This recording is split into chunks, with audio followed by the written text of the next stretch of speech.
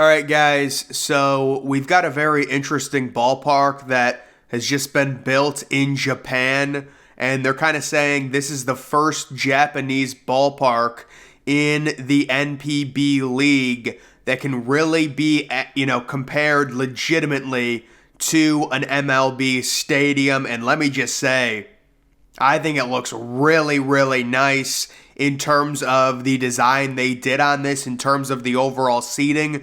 The capacity is 35,000, which might be on maybe a little bit of a lower side in terms of the MLB, but with the way the MLB is trending, like take the Tampa Bay Rays, for example, if they got a new stadium, the capacity would probably be like 32K, so it kind of fits right in there. And just looking at it, this was designed by the same architects that designed Globe Life Field in Texas, and that ballpark really isn't liked. I think the main reason that ballpark isn't liked is because they made it a pitcher's park for whatever reason. I mean, Texas went from the ballpark in Arlington, which was a hitter's paradise, to an indoor pitcher's park. It was kind of weird, but this is a very impressive thing, and it's got a lot of different features.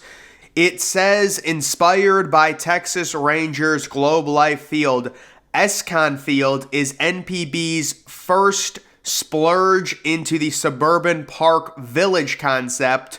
Surrounded by 80 acres of green space and retail, the facility boasts Tower 11 beyond left field, a 5-story multi-purpose building named from the uniform numbers of franchise legends Yu Darvish and Shohei Ohtani.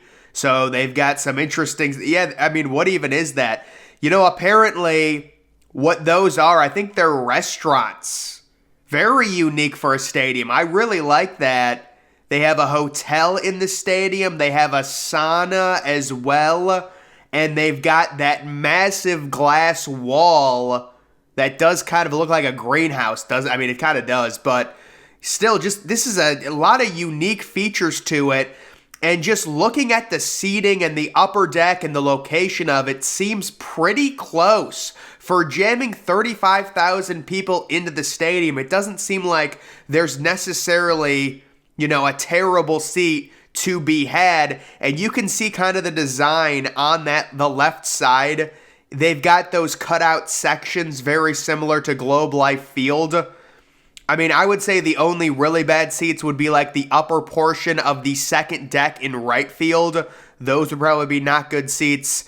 But yeah, this I would say is pretty comparable. Also, the fact that it's a retractable roof, it allows it to be natural grass, and the roof does also resemble Globe Life Field. It's got a very similar structure to it.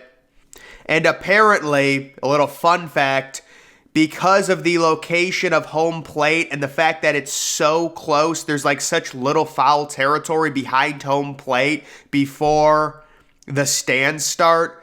There was questions on whether the stadium would actually be allowed to host games, but apparently, I'm sure they've already built the thing. They'll be able to work around that. Also, it looks like they're building some type of hotels or apartments connected to the stadium or just right outside the stadium as well. So this is really the first one we've seen. Yeah, there you can see Tower 11. Looks like saunas, hotels, restaurants. You gotta wonder, do they start doing more stuff like that with modern ballparks? We've seen it with Rogers Center with the hotel and restaurant, things like that. But we really haven't seen stadiums that are modern, purposefully design actual hotels or places to stay within the facility. So there is that. We also have the Cleveland Browns, very likely. This is something that I knew was going to happen. They want a new stadium. There's a massive war going on right now on where the stadium's going to go, if the public actually wants it. Let me just say, being from Ohio, there are a lot of people that are just at the point to where they want a dome. Like, there was originally this belief that's kind of waned over the past few years where it's like, we're hard-nosed, we don't care, we want it to be cold when a team like LA comes into town and they got to deal with 20-degree weather. But now, I just think it's how soft society has gotten in general. Even if you talk to someone from Ohio who grew up in 20-degree weather and you say, hey, do you want to go to the Browns game? It's 20 degrees, the field is frozen. Odds are they're probably going to say, no, I don't want to sit in it. I'll just stay at home in, the climate-controlled 70-degree weather. So I definitely think the NFL overall is trending just to have 90% domes. It's just like people, the society where we currently are, even people that grew up in cold weather places want domes. And I'll probably do a separate video on the Browns' new stadium. There's been no renderings or anything like that. Right now, there's like a war on where the thing's going to be located. Do you want to put it more inland in terms of in the city? Because right now, Brown Stadium is right on the lake and they have absolutely no development along the lake shore. The first thing the Browns actually wanted to do was develop that area, and there are renderings on developing that. But the stadium, the Browns, they do need an upgrade. As the story goes, when the Browns moved, back to Cleveland after losing the team for 3 years, it was a completely rushed, generic stadium. It went up in 1999, and Haslam doesn't like it, the Browns owner. It's regarded as one of the top 7 or 8 worst stadiums in the NFL. It's not as bad as, some of them, like the Commanders. It's not that horrible. I mean, it's serviceable, but it's just very bland. It was a rushed project because the Browns moved back and they had to go quick to get it ready.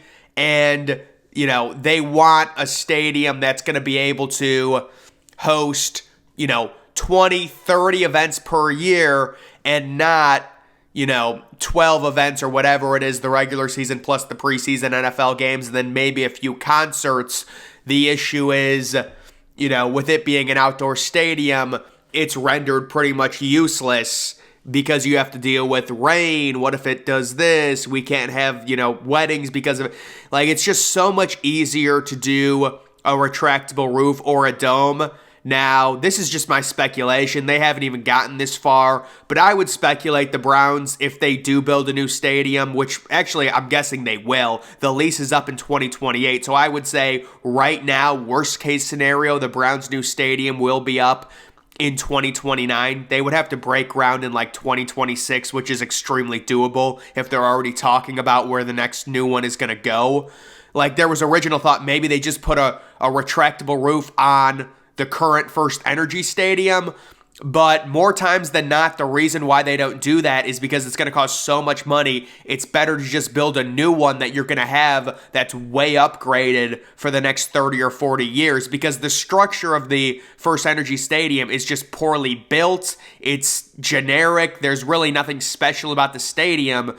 Why put more crazy money into it, like $500 million or more, building a retractable roof when you could just, make a whole new stadium, have it last 35, 40 years, host 2 or 3 Super Bowls in the city of Cleveland, host a Final Four in the city of Cleveland. It's just so much more efficient to build a new stadium. So I will say that it's going to be fixed. I don't think they'll do retractable, but we'll have to see what ends up happening. Normally, retractable costs more money. Well, actually, always retractable roofs will cost more money than a fixed dome for obvious reasons. You've got to be able to open and close it. That's going to cost more money than just building like a roof.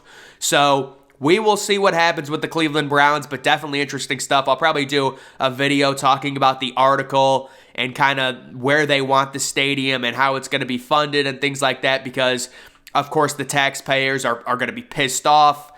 Brown Stadium is not falling apart. It opened in 99. Normally, NFL stadiums have at least 30, 35 years, and they want a new one this quickly. But there is a lot of support, I know, for either a retractable roof or a dome, because people just don't want to sit out in that weather. So I just wanted to talk about this new Japan stadium, and really the first Japanese stadium to actually rival and, kind of looks like an MLB, stadium. So I think it's really cool.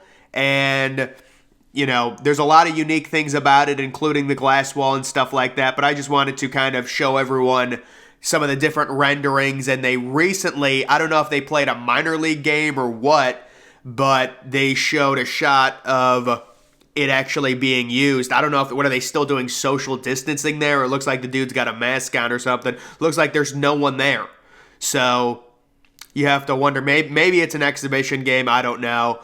So that is pretty cool. But guys, that's going to do it for this video. Make sure you're following me on Twitter. Link to that's always in the description. I'm, of course, the Depressed Ginger. Thank you for watching.